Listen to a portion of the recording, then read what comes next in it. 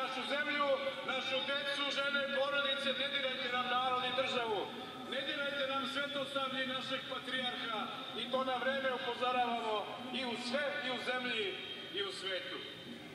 Mi imamo veoma jasnu, čvrstu i odlučnu politiku. Zajedno smo već 11 godina. Želimo u ime Socijalističke partije Srbije, Jedinstvene Srbije i udruženja koje su na našoj listi, Zelenih Srbije, našeg Drina i Saveza penzionera da kažem, ponosni smo na sve ono što smo zajedno uradili u interesu Srbije i šta ćemo zajedno raditi u budućnosti.